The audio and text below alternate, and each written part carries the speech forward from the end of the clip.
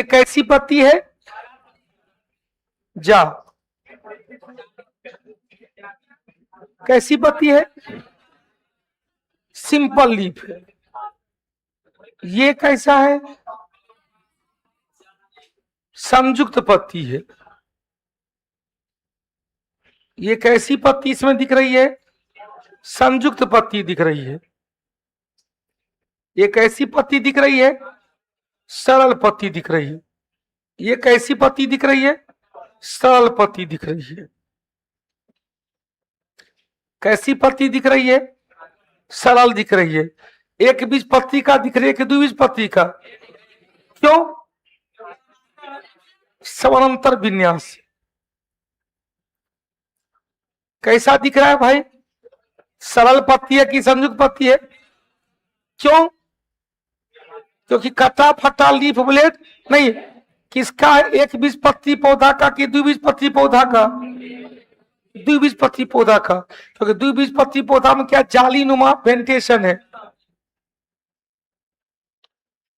अब यहां से देखो, ये संयुक्त पत्ती है, कटा फटा हुआ है। अब आते जरा सा इसकी चर्चा करें। पत्ती में छिद्र पाया जाता है जिसे एस्टोमाटा कहा जाता है। क्या कहते हैं? एस्टोमाटा कहा जाती है। ये छिद्र है, इस छिद्र को क्या कहते हैं? एस्टोमाटा। इसी एस्टोमाटा के द्वारा ढेर सारी प्रक्रिया होती है। प्रक्रिया में क्या क्या होता है? तो श्वसन भी होता है। श्वसन के दौरान ऑक्सीजन लिया जाता है, कार्बन डाइऑक्साइड छोड़ा जाता है। प्रकाश संश्लेषण भी होता है। प्रकाश संश्लेषण में कार्बन डाइऑक्साइड लिया जाता है, ऑक्सीजन। और ट्रांसपायरेशन भी होता है। क्वेश्चन पूछेगा, ट्रांसपायरेशन की प्रक्रिया में शरीर के अतिरिक्त जल को जल वाष्प के रूप में विसरण विधि के द्वारा बाहर निकल। तो अब आइए, हम लोग का टॉपिक है transpiration of question plant.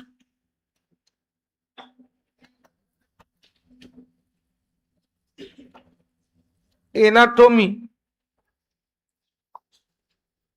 Anatomy में क्या क्या देखेंगे? तो पेड़ पौधा के अंदर होने वाली प्रक्रिया, वाष्पोत्सर्जन,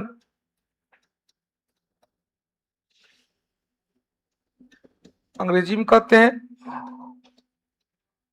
ट्रांसपायरेशन।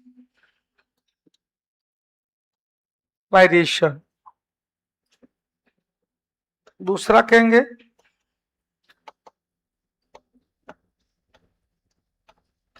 श्वसन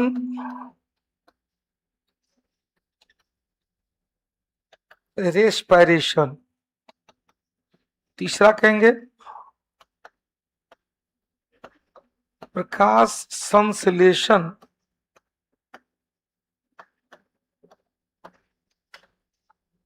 फोटोसिंथेसिस।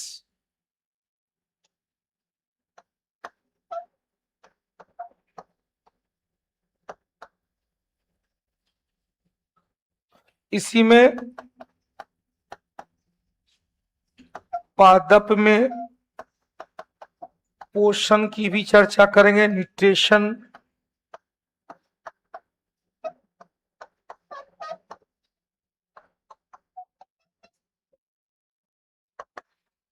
इसी में हम लोग चर्चा करेंगे प्लांट हार्मोन।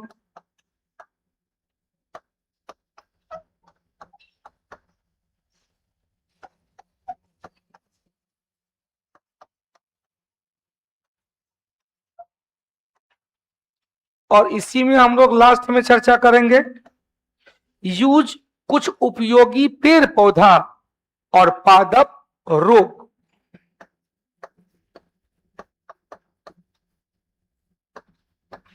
कुछ उपयोगी पौधा एवं पादप रोग।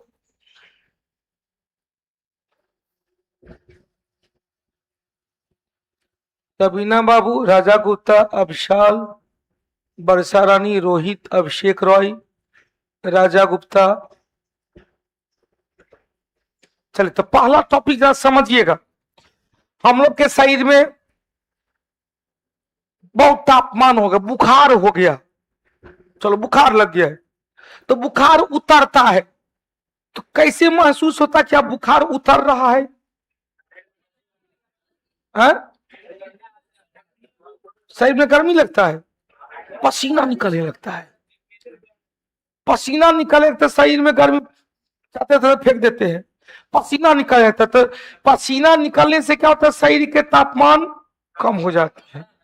स्वेटिंग की प्रक्रिया से बॉडी का टेम्परेचर क्या होगा, कम हो जाता है।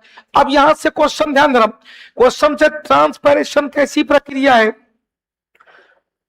तो वह पेड़ पौधा में होने वाली वैसी जैविक प्रक्रिया जिसके द्वारा पेड़ पौधा अपने शरीर के अतिरिक्त जल को जल वाष्प के रूप में बाहर निकाल देता है, उसे ही क्या कहते हैं, वाष्प। यह प्रक्रिया किस अंग के द्वारा होता है, तो पत्ती में स्थित रंध्र स्टोमाटा, वही क्वेश्चन फूल की पंखुड़ी में स्थित रंध्र और तना में स्थित बात रंध्र या लेंटिसिन के द्वारा यह प्रक्रिया होती है। क्वेश्चन इस प्रक्रिया को नियंत्रित कौन करता है, तो कई वायुमंडलीय कारक भी है। बहुत अच्छा क्वेश्चन बना कि बहुत ज्यादा गर्मी आएगी पेड़ पौधा सूखने लगता है क्योंकि वाष्पोत्सर्जन की प्रक्रिया अधिक हो जाती है। क्वेश्चन जाड़े में पेड़ पौधा सूख जाता है क्योंकि वाष्पोत्सर्जन की प्रक्रिया कम। तो दोनों कंडीशन, क्वेश्चन यह प्रक्रिया बढ़ेगा कब, तो जब सूर्य के तापमान की वायुमंडल के तापमान बढ़ेगा, क्वेश्चन सूर्याताप बढ़ेगा, क्वेश्चन सूर्य प्रकाश की अवधि बढ़ेगा, वायु की गति बढ़ेगा तो बढ़ेगा, आर्द्रता बढ़ेगा घटेगा। क्वेश्चन पसीना कब शरीर से ज्यादा निकलता है, कल का क्वेश्चन था, शरीर से पसीना ज्यादा कब निकलता है, अधिक तापमान और अधिक आर्द्रता जब बाहर में रहेगा तो शरीर से पसीना, यदि वातावरण में तापमान ज्यादा है लेकिन आर्द्रता कम है तो पसीना तो निकलेगा लेकिन पता नहीं चलेगा निकल रहा है क्योंकि सब वाष्पीकरण हो रहा है। बाहर के तापमान भी अधिक है, बाहर में ह्यूमिडिटी ज्यादा है तो पसीने का वाष्पीकरण नहीं हो पाता है, तो कहते देखो भाई पसीना निकल रहा है। अब चलो भाई, हमने कहा वाष्पोत्सर्जन कैसी प्रक्रिया है,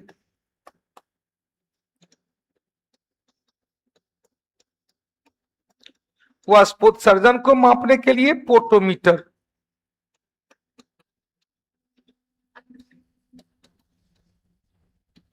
छोटा टर्म करके लिखेंगे। वैसी जैविक प्रक्रिया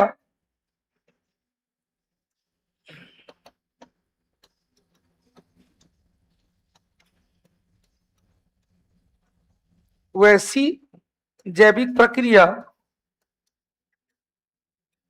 जिसके द्वारा पेड़ पौधा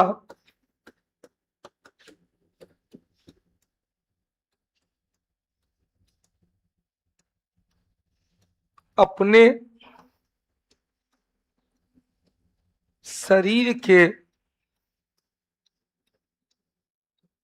अतिरिक्त जल को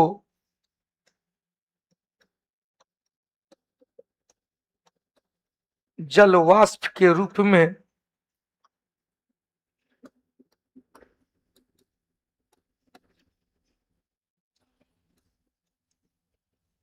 पत्ती एवं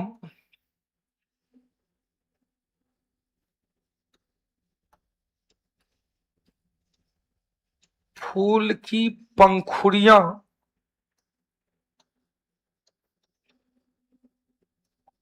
जिसमें कहेंगे बाह्य दल पुंज कैलिक्स एवं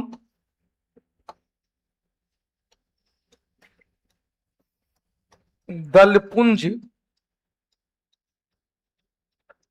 कोरोला के द्वारा या कोरोला में स्थित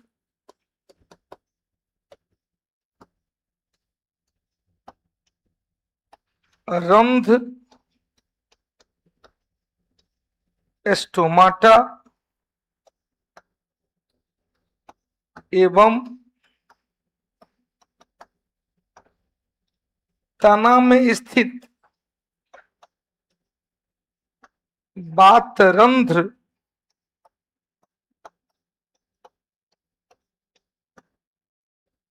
लेंटिसिन द्वारा तना में स्थित बातरंध्र एवं या लेंटिसिन द्वारा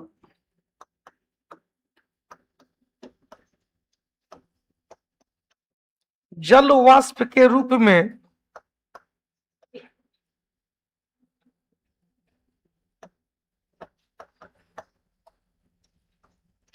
किस विधि से?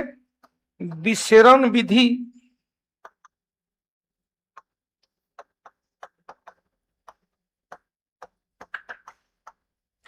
डिफ्यूजन प्रोसेस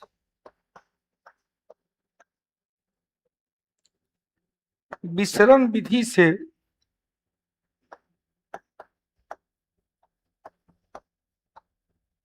बाहर निकाल देता है।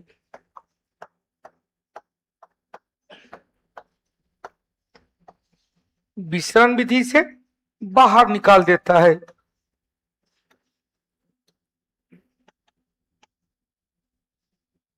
इस प्रक्रिया को ही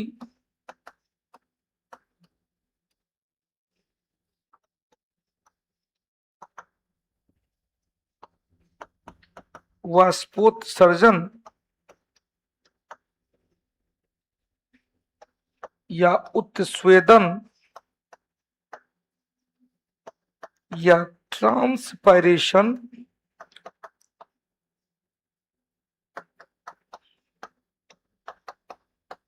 कहा जाता है। उत्स्वेदन या ट्रांसपायरेशन कहा जाता है। हो गया। अतः इसे तीन प्रकार का, तीन चीज हमने बता दिया। क्या क्या बताए भाई, इसमें जरा ध्यान देना।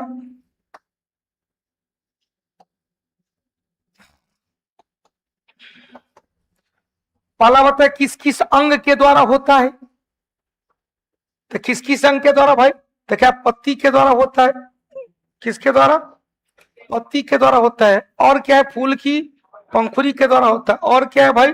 तना के द्वारा होता है। तो पत्ती और फूल के पंखुड़ी में कौन सा अंग है? स्टोमाटा है। और तना में कौन सा अंग है भाई? तना में कौन सा अंग है? बातरंग, लेंटिसिन। तना में कौन सा अंग है? बातरंग या लेंटिसिन। तना में कौन सा अंग है? बातरंग या लेंटिसिन के द्वारा। क्वेश्चन, फूल की पंखुड़ी को दो भाग में बांटे थे, कैलिक्स और कोरला, जो सहायक अंग था। एंडोसियम गैनेसियम अति आवश्यक अंग था। क्वेश्चन, किस विधि से होता है? तो विसरण विधि से होता है। किस विधि से होता है? विसरण विधि से होता है। अब क्वेश्चन पूछेगा, इस प्रक्रिया को मापने के लिए किसका यूज किया जाता है? तो पोटोमीटर। कौन सा? क्वेश्चन पूछेगा, वाष्पोत्सर्जन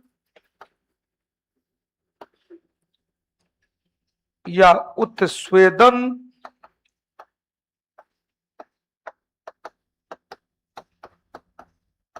की प्रक्रिया को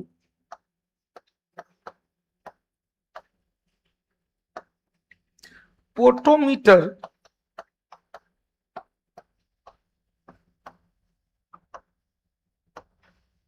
द्वारा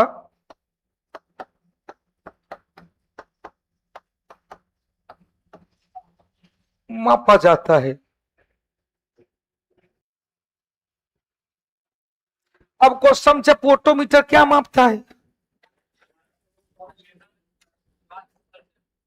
पोटोमीटर क्या, थर्मामीटर से क्या मापते हैं?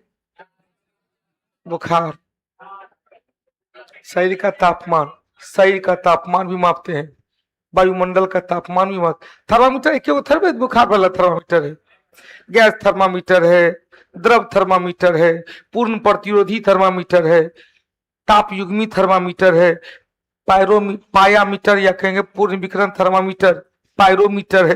वो पायरोमीटर से सूर्य का तापमान मापते हैं। तो ये सब तापमान मापते हैं। क्वेश्चन, हम लोग जो बॉडी के तापमान को मापते हैं वो है डॉक्टरी थर्मामीटर, जो एक प्रकार का द्रव थर्मामीटर है। हालांकि अब इलेक्ट्रॉनिक थर्मामीटर आ गया।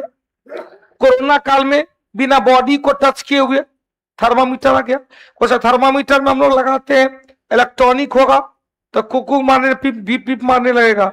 यदि नहीं होगा तो 1 मिनट के बाद हम लोग देख लेते पारा कहां तक गया, और पारा को रीडिंग करके देख लेते भाई बुखार है कि नहीं है। इलेक्ट्रॉनिक में कुछ नहीं, बैटरी जब तक ठीक है तो दिखाया, बैटरी गड़बड़ हो गया तो चरबे नहीं किया, बंद हो गया। लेकिन एक और थर्मामीटर जो कोरोना काल में हुआ, जो बॉडी को बिना टच के हुए ऐसे गोली दबाया स्किन पे आ गया, उसमें अवरक्त किरण का यूज किया गया था। किसका? रिमोट में अवरक्त किरण, रिमोट में। उसमें भी क्या था, अवरक्त किरण के द्वारा, देखिए बॉडी को काम यहां लगाया जाता था, यहां लगाया जाता था, या कभी कभी हाथ पे लगाया जाता था, उससे अवरक्त किरण निकलता था, और अवरक्त किरण के द्वारा टेम्परेचर काउंटिंग हो जाता था। तो यहां से देखिए हमने कहा पोटोमीटर यह नहीं मापता है कि पानी कितना निकाला, बल्कि यह मापता है कि पत्ती में, जड़ में, फूल की पंखुड़ी में वर्तमान में कितना आर्द्रता बच गया है। मीटर लगाया तो देखा कि 100% आर्द्रता है। अब इस पत्ती में कितना आर्द्रता है वही दिखाता है कि इसमें 10%, 20% आर्द्रता बचा हुआ है, 40 कितना निकला वो नहीं दिखाता है, दिखाता है पत्ती, तना, फूल की पंखुड़ी में कितना आर्द्रता बचा हुआ है। जब आर्द्रता की चर्चा करते हैं तो कहते हैं वायुमंडल में उपस्थित आर्द्रता को हाइग्रोमीटर के द्वारा, किसके द्वारा? हाइग्रो, जीआरओ, हाइग्रोमीटर के द्वारा मापा जाता है। फिर क्वेश्चन से वायुमंडल में उपस्थित आर्द्रता को सैक्रोमीटर के द्वारा मापा जाता है, जो कहते हैं सैक्रोमीटर भी एक प्रकार का हाइड्रोमीटर है। अब क्वेश्चन ये जो पोटोमीटर बताए, या पोटोमीटर भी एक प्रकार का सैक्रोमीटर है। क्वेश्चन पूछेगा पोटोमीटर के द्वारा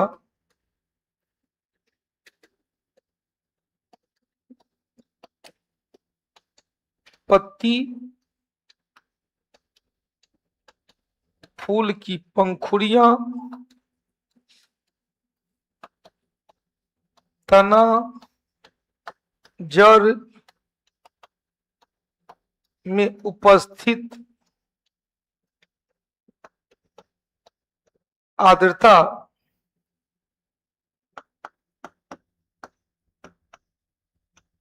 को मापा जाता है।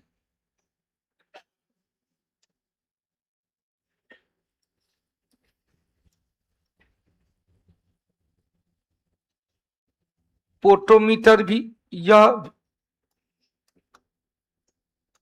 भी एक प्रकार का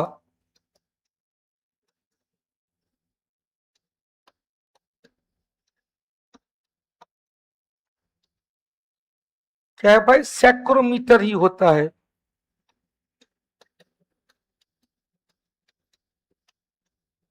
अब कहेगा सैक्रोमीटर क्या है, अभी बता दिए थे हैग्रोमीटर, अब बता रहे सैक्रोमीटर,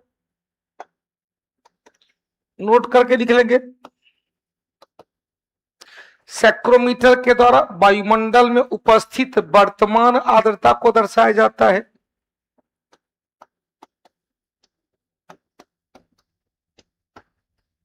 सैक्रोमीटर के द्वारा वायुमंडल में उपस्थित वर्तमान, या कहेंगे निरपेक्ष, एब्सोल्यूट वर्तमान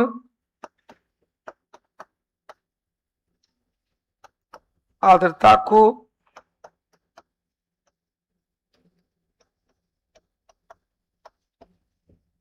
दर्शाया जाता है।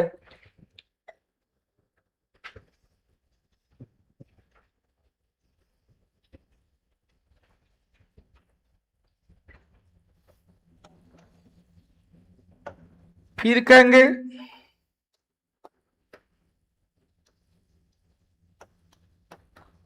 सैक्रोमीटर भी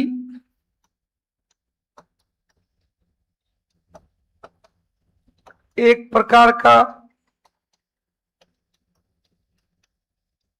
हैग्रोमीटर है।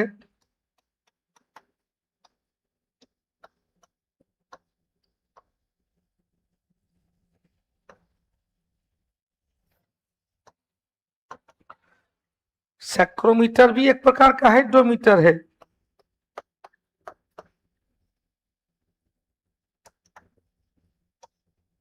फिर कहेंगे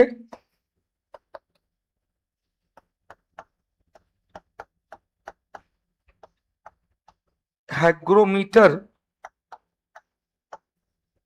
के द्वारा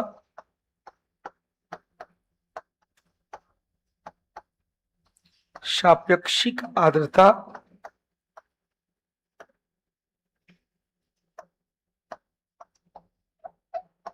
रिलेटिव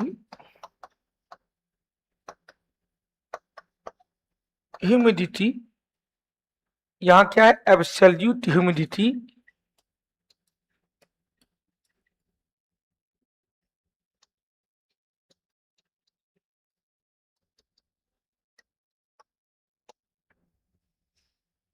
को दर्शाया जाता है, को दर्शाया जाता है। एब्सोल्यूट ह्यूमिडिटी बता चुके हैं ज्योग्राफी में, रिलेटिव ह्यूमिडिटी ज्योग्राफी में बता चुके हैं। एक एक लाइन में अपनी अपने शब्दों में भाषा सुनेंगे। हमने एक दिन बताया था खाना पीना खाते हैं, भाई खाना पीना खाते हैं आप लोग, चलिए बहुत अच्छा। कौन सबसे ज्यादा खाना पीना पसंद करते हैं, हाथ रहिएगा। सबसे ज्यादा सब कुछ, वेज नॉन वेज, कौन पसंद करते हैं, जल्दी से बताइएगा सब। चलिए, को बेटा को बेटी दो को एग्जाम्पल लेंगे, लिखाएंगे नहीं एग्जाम्पल में, खाने पीने पर नहीं रखिएगा, समझने में रहिएगा। पहले बेटे से लेते हैं, बुगवारे खड़े हो। चिकन मटन खाते हैं, कंटिन्यू है, कंटिन्यू है, वो कंटिन्यू है। फिर से सुनिएगा, हमने कहा क्लास में वर्तमान में कितनी आर्द्रता है, वो एब्सोल्यूट ह्यूमिडिटी हुआ, जिसको मापने के लिए सेक्टोमीटर का यूज करेंगे। क्लास में कितना आर्द्रता आ सकता है, वो आर्द्रता सामर्थ्य हुआ, कैपेसिटी ह्यूमिडिटी कैपेसिटी हुआ, और आर्द्रता सामर्थ्य एवं निरपेक्ष आर्द्रता के अनुपात को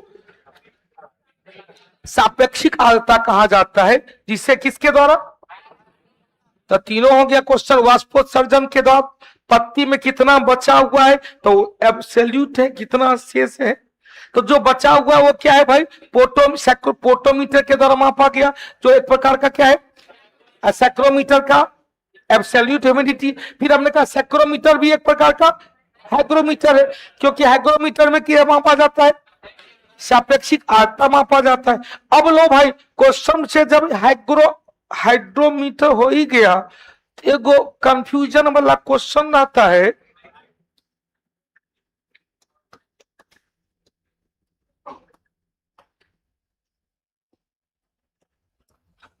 हाइड्रोमीटर क्या है।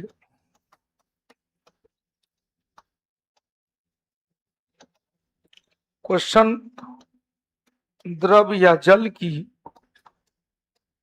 का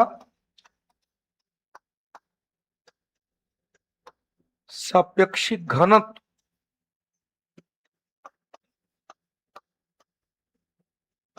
को मापा जाता है।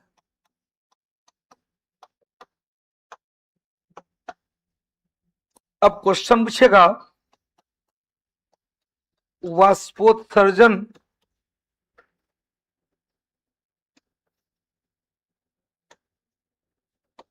की प्रक्रिया को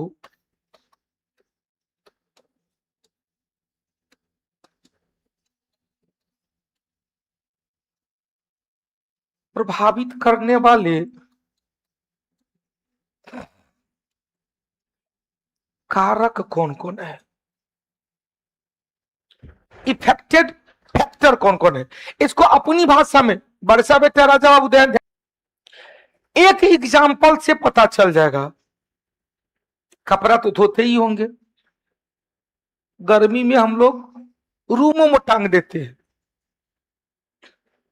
तौलिया भींगा हुआ है, नहा सुना का है, रूम में केबाड़ी में या दीवार पे दो कांटी ठोकले हैं, उसमें टांग दिए, आगे क्लास, क्लास से गए हनहना के सूख गया है। फिर वही जाड़ा बरसात के दिन में या जाड़े में, बरसात के दिन या जाड़े में, जाड़ा में बाहरों में देते हैं तो नहीं जल्दी सूखता है, खासकर मोटका कपड़ा से दो दो तीन दिन में सूखता है। आखिर रीजन क्या है? तो जो रीजन है वही यहाँ रीजन है, सेम टू सेम, कोई कठिनाई नहीं, कोई अंतर नहीं। छोटा सा एग्जांपल, हमने आपको कहा तौलिया भींगा करके रूम में ले आए, रूम में या बाहर में सूखने दे दिए, तो तौलिया कब जल्दी सूखेगा? अब बताइए, तौलिया जल्दी कब सूखेगा? दो तीन गो तो एग्जाम्पल हो सकता है। पहला एग्जाम्पल, जब तापमान ज्यादा होगा। दूसरा एग्जाम्पल, वायु की गति ज्यादा होगी, हवा हनना के चल रहा होगा। तीसरा एग्जाम्पल, सूर्य प्रकाश की तीव्रता ज्यादा होगी। चौथा एग्जाम्पल, सूर्य प्रकाश की अवधि ज्यादा होगी। भोरक्के से बाप रे बाप, कक्कर काल के पारा है, 6:30 से एकदम लग रहा है कि आज धूप में 45 डिग्री तापमान जाएगा। सुबह 6 बजे से सूर्य का किरण एकदम तीव्रता, शाम के अभी देखो ना वो 6:15 हो रहा है, अब यो आधा एक घंटा प्रकाश दिखाई देगा। तो जब ध्यान देना, जब सूर्य प्रकाश की अवधि ज्यादा हो जाएगा, वाष्पोत्सर्जन बढ़ जाएगा। जब सूर्य प्रकाश की तीव्रता बढ़ जाएगी, वाष्पोत्सर्जन बढ़ जाएगा। देखा, सुबह और शाम में वाष्पोत्सर्जन कम होता है अपेक्षाकृत दोपहर में, क्योंकि दोपहर में सूर्य प्रकाश लंबवत पड़ती है। जब छाया आपकी छोटी होने लगे तो प्रकाश की तीव्रता अधिक होने लगती है। जब छाया आपकी बड़ी होने लगे, सूर्योदय के समय, सूर्यास्त के समय, तो उस समय प्रकाश की तीव्रता, गर्मी के समय में भी लोग सुबह और शाम अपना कहीं का यात्रा करता है। आखिर क्यों? क्योंकि पता है कि सुबह और शाम के समय प्रकाश की तीव्रता कम होती है, दोपहर में कहीं स्टे कर लेता है। पहले के जमाने में लोग साइकिल से चलता था तो एकदम सुबह 4 बजे भोर उठ के निकलता था, और 10 10:30 बजे आते आते कोनो गाछी में पेड़ पौधा के नीचे साइकिल लगाता था, और वहीं पर सतुआ रहता था, पानी का बोतल रहता था, सतुआ मार के पानी पी के वहीं सो जाता था। फिर 3-4 बजे उठता था, फिर वो साइकिल चलाता था या कहीं जाता था। तो आखिर दोपहर के समय क्यों? सूर्य प्रकाश की तीव्रता ज्यादा है तो गर्मी ज्यादा। तो इसका मतलब है, पहला हो गया, यह प्रक्रिया कब होगी भाई? प्रभावित करने वाले कारक पहला सूर्याताप, आइसोलेशन की मात्रा बढ़ने से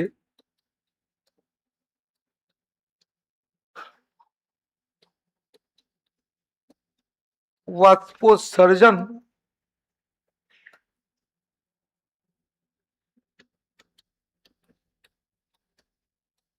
की प्रक्रिया में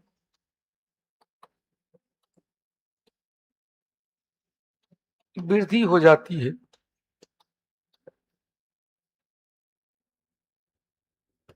दूसरा,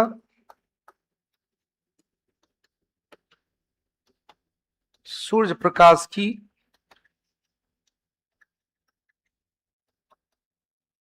अवधि में वृद्धि होने पर वाष्पोत्सर्जन की प्रक्रिया में वृद्धि हो जाती है। तीसरा, तापमान में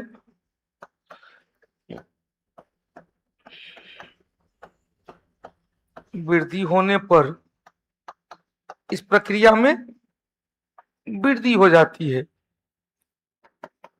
चौथा,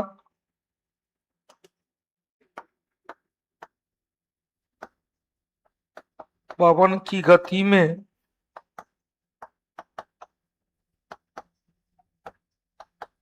वृद्धि होने पर इस प्रक्रिया में वृद्धि हो जाती है। अगला,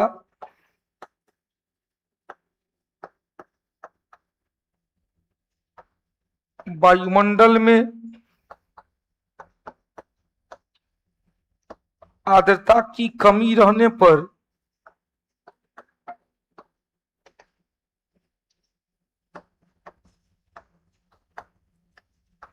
आर्द्रता की कमी रहने पर इस प्रक्रिया में वृद्धि हो जाती है।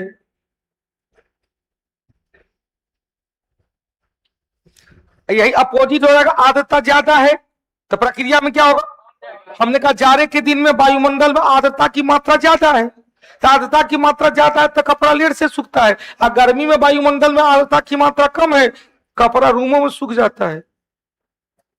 हो गया। अब आर्द्रता क्या है, वायुमंडल में उपस्थित जलवाष्प। आपका पेट भरा हुआ रहता है तो 56 प्रकार का भोगो यदि लगा दिया जाए, नहीं भाई नहीं खाएंगे। पेट खाली है तब कहते भूखल में गुलूरो मीठा होता है। क्या भूखल में जरलाहा रोटियों एक नंबर एकदम चकाचक रहता है, वही पेट भरल रहता है तब मलार गाते रहते के जरलाहा रोटी खाएंगे भाई। तो हमने क्या कहा, वायुमंडल में जब आर्द्रता की मात्रा कम होगी तो वाष्पीकरण दर क्या होगा, बढ़ जाएगा, और जब आर्द्रता की मात्रा ज्यादा होगी वाष्पीकरण दर क्या होगा। अरे कुछ समझ में आया। चलो अगला देखें, वायुमंडलीय दाब।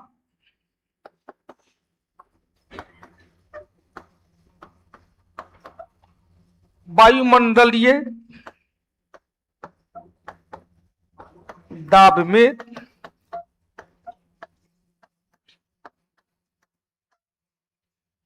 कमी होती है या कमी होने पर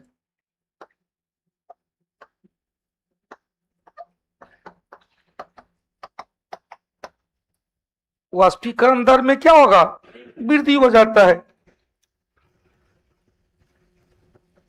फिर से एक बार ले, यदि सूर्य प्रकाश लिख लिए हैं, समझिएगा, सूर्य प्रकाश की अवधि कम हो जाए तो वाष्पीकरण की प्रक्रिया, तो उसको लिखना क्या जरूरी है। तापमान में कमी हो जाए वाष्पोत्सर्जन की प्रक्रिया, उसको लिखने की जरूरत है। उससे पवन की गति में कमी हो जाए वाष्पोत्सर्जन की प्रक्रिया घट जाएगा। यदि आर्द्रता में वृद्धि हो जाए इनवर्सली प्रोपोर्शनल था तो वाष्पोत्सर्जन की प्रक्रिया क्या होगा, कम हो जाएगा। यदि वायुमंडलीय दाब में वृद्धि हो जाए तो जो एक लाइन कहेंगे भैया वृद्धि किसमें होगा, वाष्पोत्सर्जन की प्रक्रिया, तो सूर्य प्रकाश की अवधि, सूर्य ताप की मात्रा, पवन की गति, तापमान में वृद्धि होने पर वाष्पोत्सर्जन बढ़ता है, आर्द्रता में कमी होने पर, वायुमंडलीय दाब में कमी होने पर वाष्पोत्सर्जन की प्रक्रिया में कमी होती। इहो से आसान भाषा में हो सकता है क्या, किताबों में नहीं होगा।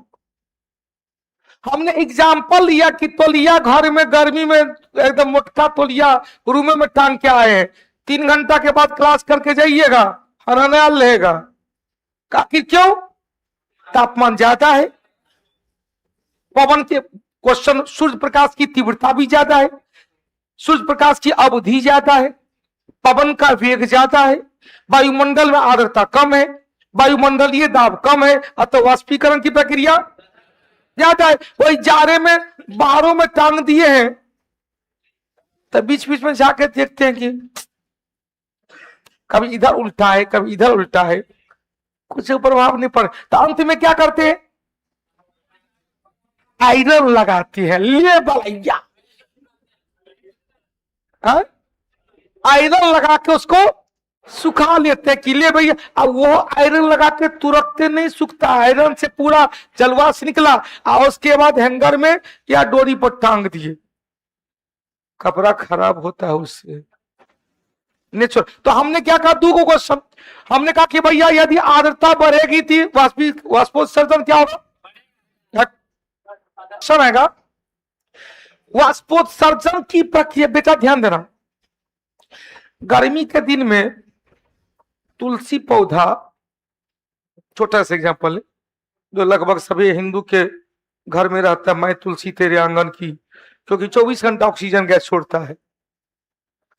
तो गर्मी के दिन में बहुत धूप में है, आंगना में रखे हुए हैं, क्योंकि तुलसी का चौरा आंगन में होता है, शहर सब में घरे में होता है, तो आंगन है ही कहाँ, सब तो पैक है, तो ही एगो कोनमा में रखा जाता है। गांव सब में बिचला आंगन के किनारे में तुलसी चौरा होता था, जहां पर खासकर महिलाएं, पुरुष वर्ग को तो मौका नहीं मिलता है। महिलाएं खासकर ये सब नहीं, दादी माँ, मम्मी, ये सब नहीं की सब कहा समझेगा। वाष्पोत्सर्जन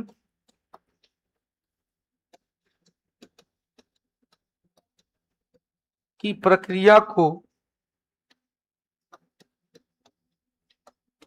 पौधे का आवश्यक अभिशाप कहा जाता है।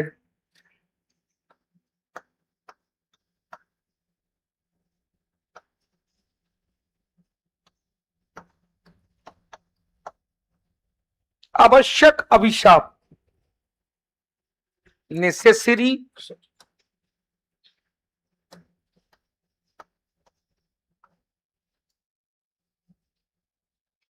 नेसेसरी इवेल कहा जाता है।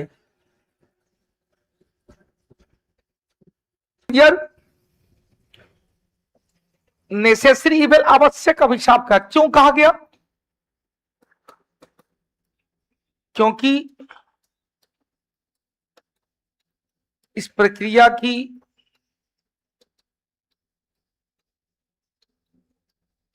अधिकता से पौधा सूखने लगता है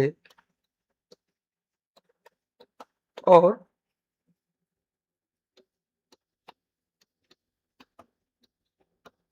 इस प्रक्रिया की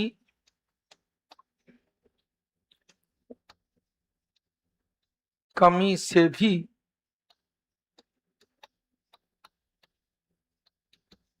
पौधा सूखने लगता है।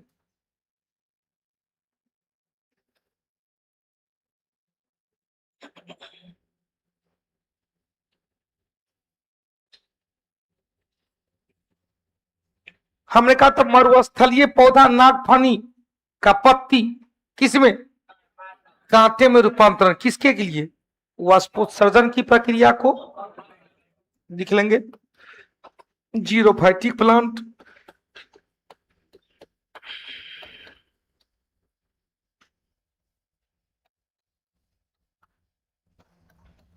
या मरुस्थलीय पौधा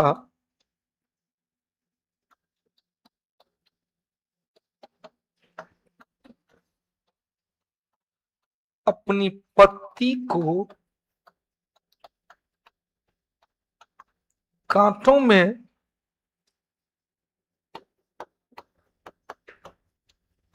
रूपांतरण इसीलिए करता है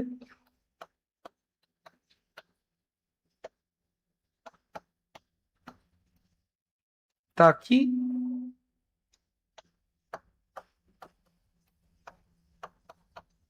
वाष्पोत्सर्जन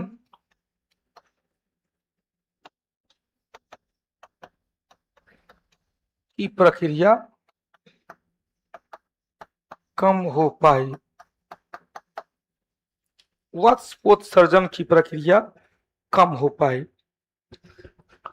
अब क्वेश्चन पूछेगा इस प्रक्रिया को नियंत्रित करने के लिए नियंत्रित करने वाला धातु कौन है भाई? तो धातु में पोटासियम कहेंगे। हमारे दिल की धड़कन को नियंत्रित कौन करता है? पोटासियम। ब्लड प्रेशर को नियंत्रित कौन करता है? सोडियम। ब्लड प्रेशर को नियंत्रित कौन किया? सोडियम। हृदय की धड़कन को नियंत्रित किया? पोटासियम।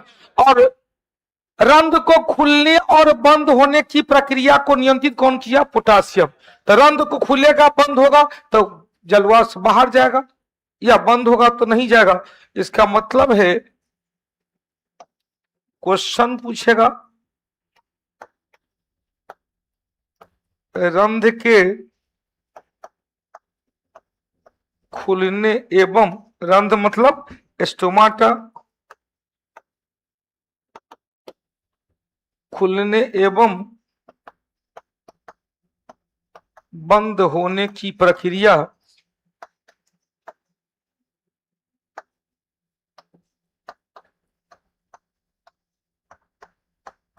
को नियंत्रित करता है। डैश दे के लिखिए, के प्लस मतलब पोटासियम के आयन,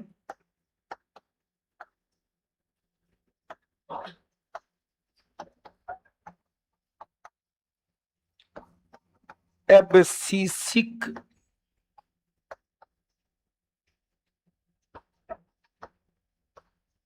एसिड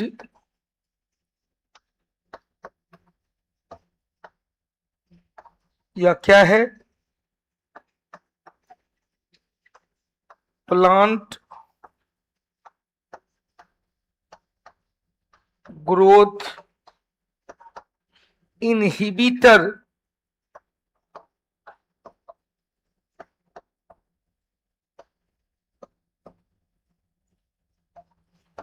हार्मोन है, हिंदी में कहेंगे पादप वृद्धि को रोकने वाला हार्मोन, पादप वृद्धि संबंधक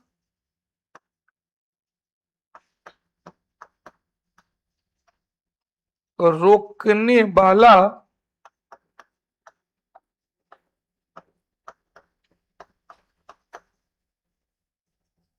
पादप वृद्धि संबंधक हार्मोन, पादप वृद्धि संबंधक हार्मोन। तो वृद्धि करने वाला हार्मोन कौन है भाई? ऑक्सीन है। वृद्धि करने वाला हार्मोन कौन है? तीसरा कौन है? एस्पिरिन। क्या कहें? एस्पिरिन। एक हो गया, दो हो गया, तीसरा हुआ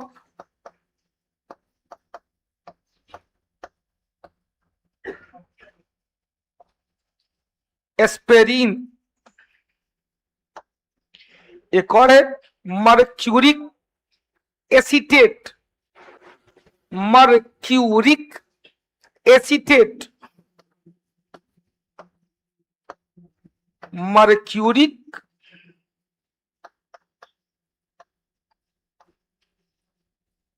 एसीटेट। लिखिए कहा हो? ग्रोथ हार्मोन HORMONE या इनहिबिटर INHIBITOR, वृद्धि को रोकने वाला प्लांट ग्रोथ इनहिबिटर हार्मोन। जब प्लांट में आएंगे तब पांचों हार्मोन मुख्य रूप से है, जिबरेलिन है, एब्सिसिक एसिड है, इथिलीन है, ऑक्सीन है और साइटोकाइनिन है। दो और हार्मोन की चर्चा करेंगे। प्रोटीन हार्मोन है, फ्लोरिजन हार्मोन है। फ्लोरिजन हार्मोन फूल को खिलने में मदद किया। और टर्पेंटाइन हार्मोन, टर्पेंटाइन हार्मोन क्या किया? पौधा के घाव को भरने में मदद किया। कहे पौधा में भी घाव होता है। पौधा का घाव देखे हैं? पौधा का घाव देखो, यह जख्म बहुत खराब होता है। यदि कोई आपको जख्म दे तो उस जख्म को भरने में बहुत समय लग जाता है। यदि जख्म कम गहरा हो तो विटामिन सी से भरा जा सकता है। जख्म यदि बहुत गहरी हो तो आप लोग को पता ही होगा कितना गहरा आपका जख्म कोई दे देता है। उस जख्म को कोई विटामिन सी नहीं भर पाता है। क्या उस जख्म को भरने के लिए फिर जख्म देने वाले लोग की आवश्यकता पड़ जाती है?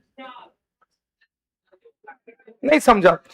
जख्म भरने के लिए जख्म देने वाले लोगों की आवश्यकता पड़ती है। नहीं वैसा तो दूसरों चलेगा। तो हमने कहा पेड़ पौधा में बड़ी आराम से हम लोग क्या करते हैं? तना पकड़ते हैं, मारते हैं कस के। तो मुख्य तना का छिलका तिलका गुद्दा गुद्दा सब निकल जाता है, तो पौधा का घाव हो जाता है। टर्पेंटाइन हार्मोन उस घाव को भरने में मदद करता है। कौन सा हार्मोन? अब देखिएगा, पेड़ पौधा को आरी पत्ती से काटा जाता है, डाली, तो वहां घाव जल्दी नहीं होता है। तो वही डाली आंधी तूफान में बड़का डाली तक गिर गया, मचौर के गिरा दिया, तो यहां से यहां तक छिलका साथे निकलता है। तो पौधा के घाव को टरपेंटाइन, बोलिए तो, टरपेंटाइन। कौन? अब फूल खिलते हैं खिल के बिखरने को, गाना आया था, फूल खिलते हैं खिल के बिखरने को, तो मत समझ ये फ्लोरिजन हार्मोन है। कौन सा हार्मोन? फ्लोरिजन हार्मोन है। तो अब यहां से पूरा का पूरा प्रक्रिया क्लियर हो गया, एक टॉपिक क्लियर हो गया भाई। एक टॉपिक बेटा ध्यान देना, हम लोग का एक टॉपिक यहां निकल गया।